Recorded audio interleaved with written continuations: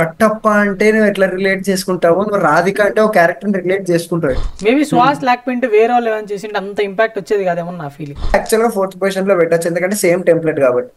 Scene ఎంత పెద్ద తోపైనా కానీ ఒక bullet front of gun everyone is same. Hey guys, welcome back to our YouTube channel. We're back with another video. ఈ వీడియోలో మనం టాలీవుడ్ లోనే సీక్వెల్స్ గురించి మాట్లాడుకోబోతున్నాం and we're going to rank them. So without any lag let's get into the video. Channel కి ఎవరైనా కొత్తగా వచ్చినట్లయితే please like, share and subscribe.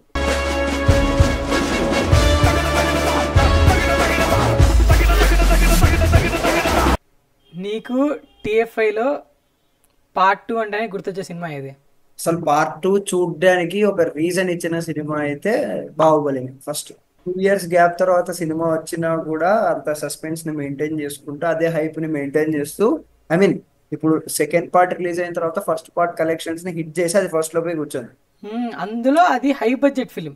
Normal చిన్న చిన్న బడ్జెట్ అంటే ఏదో అనుకోవచ్చు, TFI లోనే అంత పెద్ద బడ్జెట్ పెట్టి తీసిన ఫస్ట్ ఫిలిం అదే. బెంచ్ మార్క్ సెట్ చేసి వదిలిండే ఫిలిం అది. అందులో ఈ ఫిలిం వల్లే కదా TFI అంటే వరల్డ్కి తెలిసింది. నాకు బాహుబలిలో బాగా నచ్చేది ఏంటంటే ఫస్ట్ స్టోరీ, బేసిక్ స్టోరీ. ఒక ఇద్దరు రాజులు ఒక రాజ్యం కోసం కొట్లాడుకుంటారు అని బేసిక్ స్టోరీ తీసుకొని వాళ్ళ మధ్య జరిగే సిచ్యువేషన్స్ని నన్ను అడిగితే చాలా బాగా చూపించినారు. ఐ మీన్ అదే టెంప్లెట్ సేమ్ ఫాలో అయినా గానీ, అంటే ఒక ప్రొటాగనిస్ట్ ఉంటాడు, యాంటాగనిస్ట్ ఉంటాడు. సో ఫార్ములా టెంప్లెట్ అయితే సేమే, కానీ చూపించడం ఒక డిఫరెంట్, అంటే ఒక వరల్డ్ క్రియేట్ చేసి మినియేచర్లు వేసి సపరేట్ గా దానికోసం అన్ని మరి కాస్ట్యూమ్ డిజైన్ అన్నీ ఉన్నాయి ముందు కూడా, కానీ ఈ స్కేల్ లో ఎప్పుడు చేయలేదు. నీకు బాహుబలి అంటేనే గుర్తొచ్చే ఫస్ట్ సీన్ ఏంటి? ఫస్ట్ పార్ట్ లో ఇంటర్వ్యూలు ఉంటుంది చూడు, కట్టప్ప పరిగెత్తుకుంటూ వస్తే బాహుబలి ఒకవైపు, కట్టప్ప ఒకవైపు వస్తారు, మధ్యలో గుర్రం వస్తుంది, కత్తి షీల్డ్ ఒకవైపు వస్తుంది, కత్తి బాహుబలి చేతికి వస్తుంది, తలనరికేస్తారు చూడు ఆ సీన్. అది నరికేసిన తర్వాత నడుచుకుంటా పోతారు, ముందర బాడీ వెనకాల బాహుబలి ఒక 3-4 స్టెప్లు వేస్తారు. నాకు గుర్తొచ్చే సీన్ వచ్చి లాస్ట్ లో, ఐ మీన్ ఇంకా బాహుబలి చచ్చిపోయేటప్పుడు ఇట్లా అమ్మ జాగ్రత్త అని చెప్పిన తర్వాత ఇట్లా వేసి ఇట్లా తిప్పి ఇట్లా గుర్తి జై మహేష్మతి అని చెప్పి ఇట్లా పడిపోతుంది. నెగిటివ్ పాయింట్స్ కాదు కానీ కైండ్ ఆఫ్ మిస్సింగ్ పీస్ లాగా ఏంటంటే బల్లాల దేవుడు కొడుకు. అవి స్టోరీ కనెక్టివిటీ, స్టోరీ పెద్దగా అయింది కాబట్టి అంటే కొంచెం మిస్సింగ్ పార్ట్. అంటే ఎవడు పెళ్ళే కాలేదు, కొడుకు ఎక్కడి నుంచి వస్తాడు, కొని అడాప్ట్ చేసుకున్నాడు, అదన్నా చూపించలేదు. బాహుబలి అయిపోయిన తర్వాత నెక్స్ట్ కైండ్ ఆఫ్ హైప్ ఇచ్చిన సినిమా అంటే KGF 1 వచ్చింది. అసలు అదొక అన్ఎక్స్పెక్టెడ్, ఎవరు పట్టించుకోలేదు ఆ సినిమా. ఫస్ట్ వచ్చినప్పుడు ఎవరు పట్టించుకోలేదు ఆ సినిమాని. అసలు ట్రైలర్ వచ్చినప్పుడు కూడా ఏందో ట్రైలర్ వచ్చింది అనుకున్నారు, చాలా మంది చూడలేదు తెలుసా. ఇంకా పార్ట్ 2 కి వచ్చిన హైప్ అంతా ఇంత కాదు. KGF ది ఒక different kind of story telling రా. నువ్వు మామూలుగా ఏ సినిమాల్లో అబ్జర్వ్ చేసినా గానీ ఒక థర్డ్ పర్సన్ స్టోరీ టెల్లింగ్ అనేది ఒక పార్ట్ వరకే ఉంటది. కొంచెం పార్ట్ తర్వాత హీరో క్యారెక్టరైజేషన్ మెయిన్ టాపిక్ అయిపోతుంది, ఆ థర్డ్ పర్సన్ అనిపోయింది. కానీ KGF లో నీకు అట్లా కాదు. అసలు స్టోరీ స్టార్ట్ అయ్యేదే ఒక థర్డ్ పర్సన్ దాన్ని బయటికి చెప్పడం వల్ల. సేమ్ టెంప్లెట్ కానీ చూపించే విధానంలోనే. బట్ KGF చాలా మార్చి, చాలా స్టాండర్డ్స్ మార్చింది. ఎట్లా అంటే అంతవరకు నార్మల్ కెమెరాస్ యూజ్ చేసేవాళ్ళు, రెడ్ డాట్ కెమెరాస్ యూజ్ చేయడం కానీ, నార్మల్ స్క్రీన్ లను చూపించేవాళ్ళు బ్లాక్ స్క్రీన్ లను చూపించడం ఎక్కువ స్టార్ట్ చేశారు. ఒక రకమే మొత్తం డార్క్ ఫిల్టర్ స్టార్ట్ అయినాయి. నీకు KGF లో బెస్ట్ సీన్ ఏది అంటే నీకు నచ్చిన సీన్ మంచిగా, పార్ట్ 1 ఆర్ పార్ట్ 2 ఏదన్నా కానీ? ఇది బ్రో KGF 2 లో వాడు ఒక బుల్లెట్ తో పడిపోతాడు చూడు, నాకు ఆ సీన్ ఆ సీన్ బాగా నచ్చింది. సీన్ ఎంత పెద్ద తోపైనా కానీ ఒక బుల్లెట్ ఒక బుల్లెట్ చాలు నీకు. కానీ వాళ్ళ అమ్మ క్యారెక్టర్ కొంచెం ఇరిటేటింగ్ ఉంటది చాలా. పార్ట్ 2 లో వచ్చిన ప్రచారాలు వస్తూనే ఉంటది రా అమ్మ. పార్ట్ 1 ఏంటి మమ్మీ ఏంటి నీ బాధ, బాగానే ఉన్నాడు కదా. సో ఓకే రా, ఈ 2 పెద్ద ఫిలిమ్స్ అయిపోయిన తర్వాత నెక్స్ట్ దోసం ఇష్యూస్ ఉన్నా గానీ Pushpa 2 is pure fan stuff cinema రా. పుష్పాలు ఏం నెగిటివ్స్ ఏమన్నా ఉన్నాయంటే ఫహద్ ఫాజిల్ క్యారెక్టర్ ని వదిలేసినారు, అంటే డాగ్ చేసినారు బ్రో చాలా. అంటే పుష్ప అదే ఫస్ట్ పార్ట్ లో ఫహద్ ఫాజిల్ క్యారెక్టర్ ని ఎట్లా చూపిస్తారంటే ఈక్వల్, అంటే ఇద్దరు ఈక్వల్స్ లాగా చూపిస్తారు. కానీ పార్ట్ 2 లో వచ్చేసరికి ఫహద్ ఫాజిల్ ని సైడ్ ట్రాక్ లో చేసేసి అసలు స్టోరీ ఎటో పోయింది. దాంట్లో స్టోరీ ఎటో పోయింది, అది బాగాలేదని కాదు, దాంట్లో ఫాత్ ఫాసిల్ కూడా మెయిన్ మంచి క్యారెక్టర్ అంటే ఇంకా యూజ్ చేసుకొని ఉండొచ్చేమో అని. మంచి యాక్టర్ పొటెన్షియల్ వేస్ట్ ఫుల్ చేసిన పొటెన్షియల్ యాక్టర్ కాదు, ఆ క్యారెక్టర్ ఫుల్ పొటెన్షియల్ కి వాడలేదు. అంటే ఎట్లా అంటే క్రింజ్ కామెడీకి వాడినచ్చు అట్లా అనిపించింది నాకు కూడా. చిరాకు వస్తుంది కొన్ని కొన్ని చోట్ల. ఎక్కడంటే ఫాత్ ఫాసిల్ ఒరిజినల్ క్యారెక్టర్స్ వచ్చేది, ఆ పుష్ప నా బట్టలు ఇప్పించాడు సార్ మీరు ఇప్పుతారు అంటాడు చూడు, అక్కడ ఒకటి.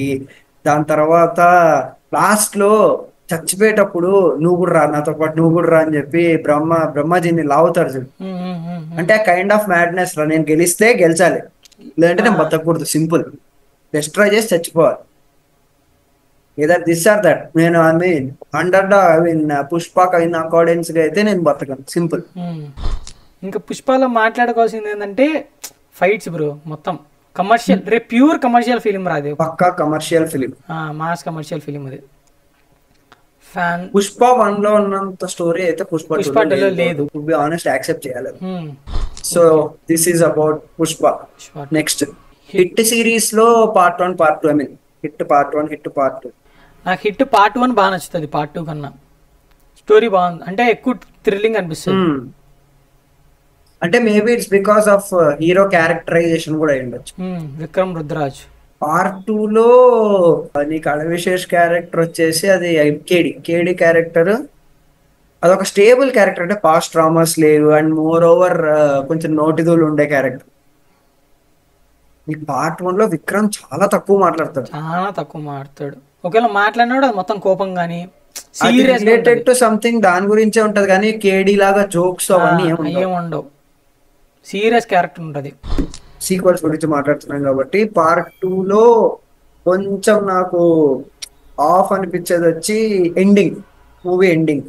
అంటే ఎట్లా అంటే నాకు రాక్షసుడు మూవీ ఎండింగ్, ఈ మూవీ ఎండింగ్ సేమ్ అనిపించింటది. లైక్ వాడి వీక్ పాయింట్ ట్రిగర్ చేసి సేమ్ రాక్షస్ లో కూడా అంతే, ఆ వీక్ పాయింట్ పైన తేడా ట్రిగర్ చేయడం వల్ల వాడు అక్కడి నుంచి డివేట్ అయిపోతాడు, హీరో చంపేస్తారు వీళ్ళని. దీనిలో కూడా అంతే సేమ్, నువ్వు బయట ఫోటో చూసినా మీ నాన్నలాగా అసలు లేడు, కానీ అసలు విలన్ వైలెన్స్ ఎక్కువ. పార్ట్ 1 లో ఏంటంటే అది యాక్సిడెంటల్ విలన్, ఇంటెన్షనల్ విలన్ కాదు అక్కడ పార్ట్ 1 లో.